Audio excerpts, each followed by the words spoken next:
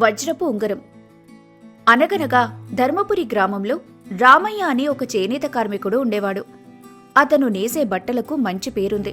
కాని దళారీల దోపిడీ వల్ల అతనికి గిట్టుబాటు ధర రాక పేదరికంలో మగ్గుతున్నాడు. అతని భార్య సీతమ్మ అనారోగ్యంతో ఉంది.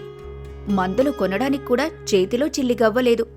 ఒకరోజు సీతమ్మ మంచం మీద నీరసంగా పడుకొని ఉండగా రామయ్య తన నుదుటి మీద చెయ్యి పెట్టి చూసి ఇలా అంటాడు. సీతమ్మ, ఒళ్ళు కాలిపోతోంది. ఈరోజు ఎలాగైనా సంతలో ఈ చీర అమ్మేసి నీకు మందులు తెస్తాను. కాస్త ఓపిక పట్టు. నా గురించి దిగులు పడకండి. ఆ దేవుడు మనల్ని ఇలాగే వదిలేయడు. జాగ్రత్తగా వెళ్ళిరండి అని అనగానే రామయ్య గుండెల నిండా ఎంతో బాధతో అక్కడ్నుంచి తను నేసిన చీరలు తీసుకుని సంతకు బయలుదేరతాడు. అలా తను సంతకు వెళ్లే దారిలో ఒక పెద్ద మర్రి చెట్టు కింద విశ్రాంతి తీసుకుంటాడు. అక్కడ దూరంగా అతనికి మెరుస్తున్న ఒక చిన్న రాయి కనిపిస్తుంది. అది ఏంటా అని దగ్గరికి వెళ్లి చూస్తే అదొక ఖరీదైన వజ్రపు ఉంగరం. అది చూసి ఆశ్చర్యపోతూ ఇలా అనుకుంటాడు. అమ్మో, ఇది ఎంత పెద్ద వజ్రపుంగరం! ఇదెవరిదో? బహుశా ఇక్కడి నుండి వెళ్లే సమయంలో జారిపడి ఉంటుంది. దీని విలువ ఏంటో తెలిస్తే మా తరతరాల దరిద్రం పోతుంది. కానీ ఇది నా సొమ్ము కాదు, పరుల సొమ్ము పాము వంటిది. దీని యజమానికి చేర్చాలి. కాని ఇది ఎవరిదో ఎలా తెలుస్తుంది? అప్పుడే ఆ దారిన భూషణమనే ఒక దళారి తన బండిలో వెళ్తుంటాడు. అతను రామయ్యను చూసి ఆగి ఇలా అంటాడు. ఏరో రామయ్య, ఎక్కడ కూర్చున్నావు? ఈరోజు సంతకు వెళ్ళి చీరలు అమ్మడం లేదా? లేదయ్య భూషణం గారు, ఇప్పుడే వెళ్తున్నా. అన్నట్టు ఇక్కడ నాకు ఈ ఉంగరం దొరికింది. ఇది ఎవరిదో మీకేమైనా తెలుసా? ఆ ఉంగరం చూడటానికి మిరుమిట్లు గొలిపేలా ఉంటుంది. అది చూసిన భూషణం మనసులో ఇలా అనుకుంటాడు. అబ్బా, ఇది రాజముద్రికలా ఉంది. దీని విలువ లక్షల్లో ఉంటుంది. ఈ అమాయకుడికి దీని విలువ తెలియదు. ఎలాగైనా దీన్ని కాజేయాలి అని అనుకొని నటిస్తూ ఇలా అంటాడు. అరేరే రమయ్య, ఇది నా ఉంగరమే. నిన్న ఇటువైపుగా వెళ్తుండగా జారిపడిపోయింది. నేను దీనికోసం ఎంత వెతికానో తెలుసా? దేవుడి దేవాల నీకు దొరికింది. ఇటిచ్చేయ్. అతని మాటలు వినగానే రామయ్యకు అనుమానం కలుగుతుంది. అప్పుడు తను ఇలా అంటాడు. ఈ ఉంగరం మీదా? కాని ఇది మీ చేతి వేలికి సరిపోయేలా లేదు కదా. పైగా ఇది చాలా విలువైనదిలా ఉంది. ఒరే రామయ్య, ఇది నాదేరా. నా ముత్తాతల కాలం నాటి ఉంగరం. అందుకే ఇలా ఉంది. మర్యాదగిస్తావా లేక దొంగతనం చేసేవాని రాజుగారికి పట్టించమంటావా? అబద్ధం చెప్పకండి. ఇది మీది కాదని నాకు అనిపిస్తోంది. నేను దీన్ని రాజుగారి దగ్గరికి తీసుకెళ్తాను. ఆయనే న్యాయం చేస్తారు. ఒకవేళ మీదైతే రాజుగారి ముందు నిరూపించుకుని అప్పుడు తీసుకోండి అని చెప్పి రామయ్య ఆ ఉంగరాన్ని తీసుకుని రాజుగారి సభకు వెళ్తాడు. ఇక చేసేదేమీ లేక భూషణం కూడా అతని వెంటే వెళ్తాడు. అక్కడ మహారాజు సింహాసనం మీద కూర్చొని ఉంటాడు. రామయ్య భూషణం ఇద్దరూ రాజు ముందు నిలబడి ఉంటారు. అప్పుడు భూషణం అతి వినయంగా నటిస్తూ రాజుగారితో ఇలా అంటాడు. మహారాజా, ఈ రామయ్య నా ఉంగరాన్ని దొంగిలించాడు. నేను అడుగుతుంటే ఇవ్వకుండా అది తనకే దొరికినట్టు నటిస్తూ ఇక్కడికొచ్చాడు. ఆ ఉంగరం నాది. దయచేసి ఈ దొంగకు కఠిన శిక్షణ వేసి నా ఉంగరాన్ని తిరిగి నాకు ఇప్పించండి. అప్పుడు రాజు రామయ్య వైపు చూసి ఇలా అంటాడు. ఏమయ్యా రామయ్య, ఇతను చెప్పింది నిజమేనా? నువ్వు దీన్ని దొంగిలించావా? లేదు ప్రభు, నేను సంతకు వెళ్తుండగా చెట్టు కింద ఈ ఉంగరం దొరికింది. నేను దాన్ని ఎవరిదో వారికి చేర్చాలనుకున్నాను. కానీ భూషణం గారు అది తనదేనని అబద్ధం చెప్తున్నారు. ఇది ఎవరిదో మీరే నిర్ణయించండి అని చెప్పి రామయ్య ఆ ఉంగరాన్ని రాజు చేతికిస్తాడు. అప్పుడు మహారాజు ఆ ఉంగరాన్ని తీక్షణంగా పరీక్షించి తన మనసులో ఇలా అనుకుంటాడు. ఇది చూస్తుంటే మన పొరుగు దేశపు రాకుమారిదిలా ఉంది. నిన్న వేటకు వచ్చినప్పుడు పోగొట్టుకునుంటుంది. దీని మీద రాజముద్ర స్పష్టంగా ఉంది. ఈ భూషణం అబద్ధం చెప్తున్నాడు. కానీ ఇద్దరిలో నిజమెవరు చెప్తున్నారో ఒక రాజుగా ప్రజల ముందు నిరూపించాల్సిన బాధ్యత నాకుంది అని అనుకుని మహారాజు వాళ్లతో ఇలా అంటాడు. సరే, ఈ ఉంగరం చాలా అరుదైనది. ఇది ఎవరిది అని చెప్పడానికి సాక్ష్యం కావాలి.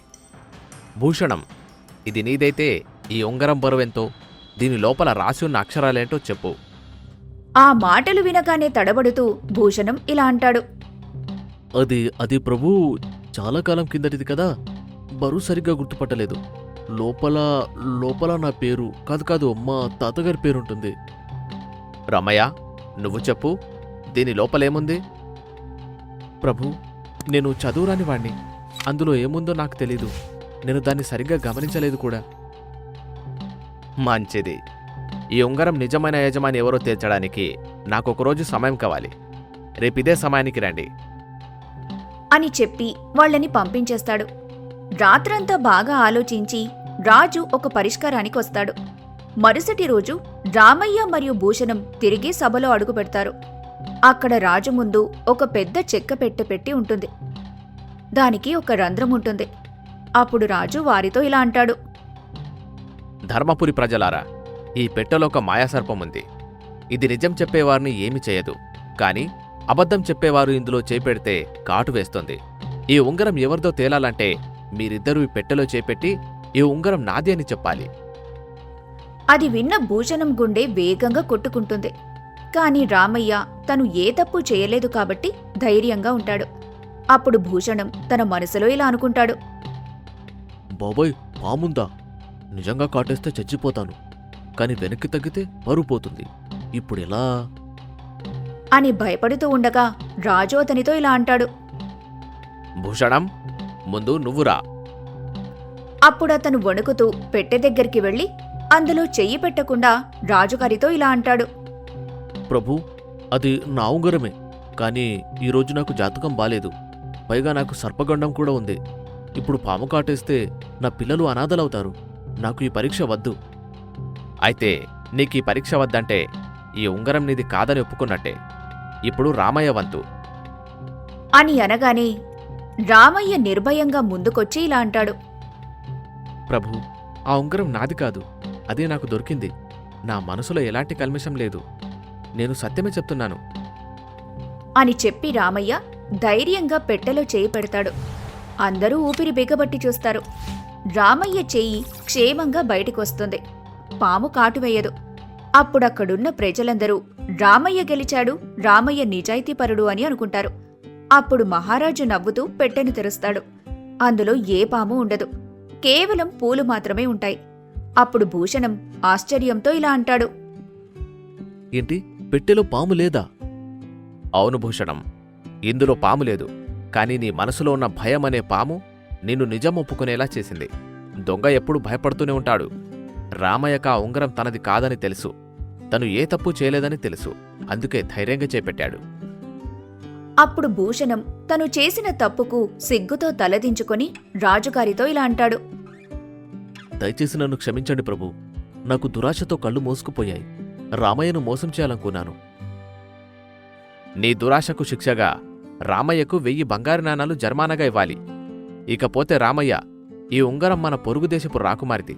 నువ్వు చూపించిన నిజాయితీకి మెచ్చి ఆ రాకుమారి నీకు బహుమానం పంపింది. అంతేకాదు, నా రాజ్యంలోని నిజాయితీకి నిదర్శనంగా నీకొక పథకం, నీ భార్య వైద్యానికి కావలసిన ధనం మరియు జీవితాంతం నీకు రాజోద్యోగమిస్తున్నాను. అది విన్న రామయ్య ఎంతో సంతోషిస్తూ రాజుతో ఇలా అంటాడు. ధన్యుణ్ణి ప్రభు. మనం నమ్మిన ధర్మం ఎప్పుడూ మనల్ని కాపాడుతుందని మా నాన్న చెప్పేవారు.